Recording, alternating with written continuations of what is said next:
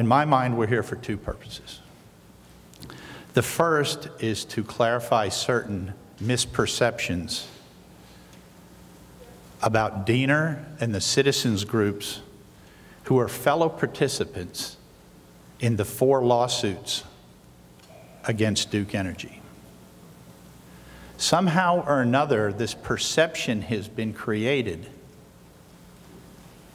that we are adversaries to the citizens groups, when in fact, we are all on the same side of the table. We are partners. We all have the same outcome in mind, and that outcome is to clean up the spill, to protect the environment, and certainly protect the citizens of North Carolina. Because the second reason we're here is to inform you on the complete facts. I think a great job has been done in reporting incidents. But it's impossible to report the complete policy, the overall policy of what's going on, unless you have been given a complete set of facts. I've got just a couple brief, very brief questions, if you'll bear with me. The first, as the Secretary described the environmental groups as your partners at the table for these negotiations with Duke. Why are your partners not here today? My understanding is they asked to attend and were told they could not. I'm not aware that they asked to attend. They were told it was for credential media only. Oh, well, the press briefing is for credential media only. But why not invite your partners? Well, this is, look, we gave the ERC presentation on Monday, and there were obviously questions that arose from that.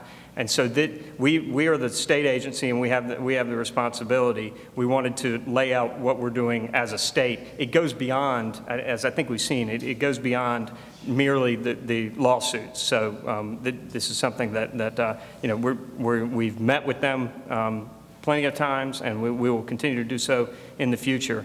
And so, no, I don't think you should read anything into that. The Charlotte water supply for Charlotte and Gaston County is on Mountain Island Lake. And the coal ash ponds of Riverbend, which has also been shut down, are on Mountain Island Lake. Those ponds are twice the size of Dan River. Satellite photos show that Duke has previously dried out those ponds and excavated the ash. They've dug it up before. Why do we have to wait for science to dig up the ponds when they've already been dug up? Why not dry it out and dig it up starting today? Well, I mean, that's certainly an option. I mean, it's, again, well, you know, to be quite honest with you, you get into a little bit of subjectivity there, because basically what we do is we try to determine what the extent of the potential damage to the environment is. That's what these assessments are all about in the consent decree.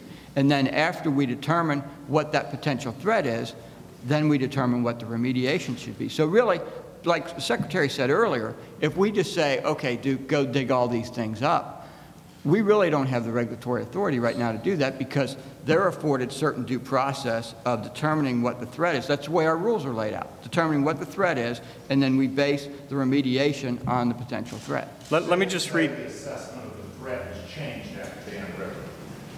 Excuse me? It's safe to say that the assessment of the threat of these earthen dams has changed after Dan River. That's one of the questions that we're looking at in the coal ash task force. That's one of the reasons that we asked the judge to postpone consideration. So my question was, do you have the authority to compel them to stop the above surface unpermitted discharges and the below surface groundwater contamination?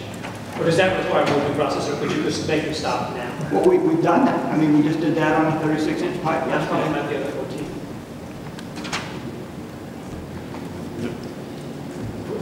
Yes, I guess we could. We chose not to. We chose. Well, we didn't choose anything yet. We're still assessing the situation. I mean, if we really want to do that, I guess we could do that.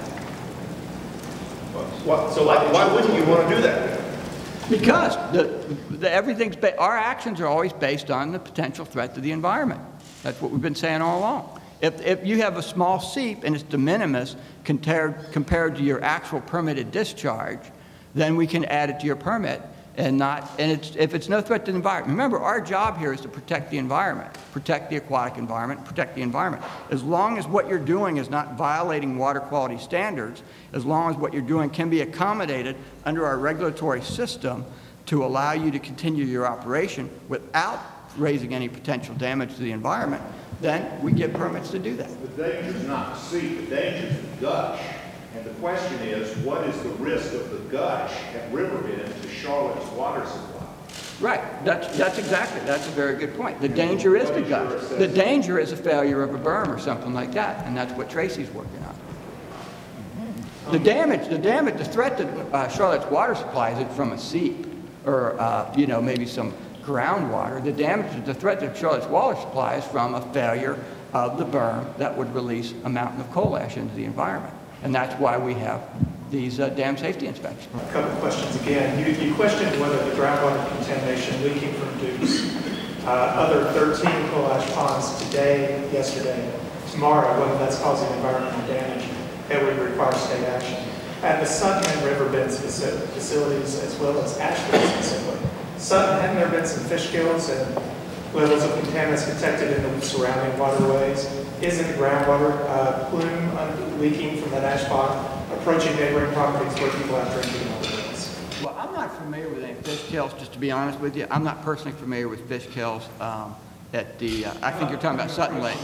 Yeah, we had detected that plume approaching I think it's called the Flemington Woods subdivision or something like that, and Duke was required, well, we didn't require it, Duke stepped up and provided that community with public water. And then there were a couple. Public water, but they did nothing to stop groundwater contamination. Is that a correct assessment? They have not done anything to stop the groundwater contamination yet. Now, you've not required them to? No, we have not. No, we have not. On the issue. Well, I'm not sure that's true, Tom. We haven't required them any. What our requirements are going to be for stopping the groundwater contamination is coming out of. I mean, Sutton's one of the ones included in the Right. 12. That's right. I'm not saying there might not be some future requirement, Right. but at this point today, there's no requirement that they clean up that contamination. That's true. They're not. Because It's been known about for years and continues to happen today. But listen, So Duke's under, regardless of the consent decree, they have to follow the laws, the 2L laws on groundwater. That's right. So why is the agency not enforcing the law? Because We are that's what we enforcing, are that's what doing. That's what I've been saying all along. We're doing the same process we do for everybody, which is to do assessment. So help me. The groundwater contamination is documented by your own testing to be seeping from their facility and encroaching on neighboring properties, potentially contaminating wells. You know it's leaking into streams and rivers by these plants.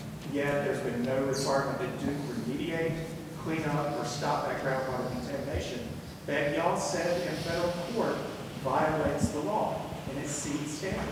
So how is that taking enforcement action? The only thing I can say, Mark, to your question is the same way I've responded to the same question all throughout this press conference, which is when we get to the end of our assessment period, following our regulatory process, then we'll make a determination on what the remediation should be. That's the same way we do with all regulated entities throughout North Carolina. And that's really all I can say about it. Again, the groundwater rules give Duke options to achieve compliance and restore groundwater as necessary based on the conditions at each facility. While the option of placing, well, the rest isn't relevant. Without entering into a negotiated settlement, you could take them to court, you could impose a sizable fine. We do. We have taken them to court. We filed suit against them. I'm talking about the consent order. You could take them to trial, let me rephrase. You could choose to take them to That's right. trial. And you remember what the Secretary's comments on that. We felt it was more expeditious to move through the consent order process than to take them to court in a process that might take years. If your goal is to clean up the groundwater and clean up these coal ash ponds, we felt that was a more expeditious process. We have our attorneys and the attorneys at the Attorney General's office.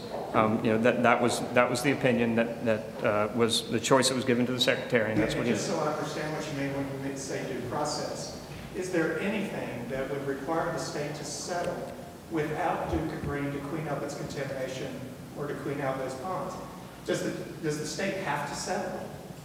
A settlement is between two parties. A consent order is agreed. No, of course not. Of course not. But Duke doesn't have to agree to it. That's the problem. And if Duke says no, and takes 6 years in court, that's the issue. Do you want to spend 6 years deciding that my dog is prettier than your dog and maybe lose? Or do you want to go ahead and get the process moving? That's where we are right now. We'll leave it at that. We felt it was the most expeditious way to get to the goal of cleaning up the groundwater. You said that the council suggested delaying the release of the second set of subpoenas. What was different about the second set of subpoenas that it had to be delayed? Okay, you can read the subpoenas, and you know, that's all we can comment on that. So thanks everybody. Laura, last question, and we'll have to wrap this up. It's been over an hour. Something that you said. Okay, so take this away from you. Are we really supposed to tell our audiences that our Department of Environment and Natural Resources can know that there are toxins seeping into groundwater headed for people's wells, and we don't have the power to tell them to stop? No, what I would tell them is we are taking action based on the laws that are on the books today and moving through the process with the goal of cleaning things up as expeditiously as possible. Tom, I'm sorry.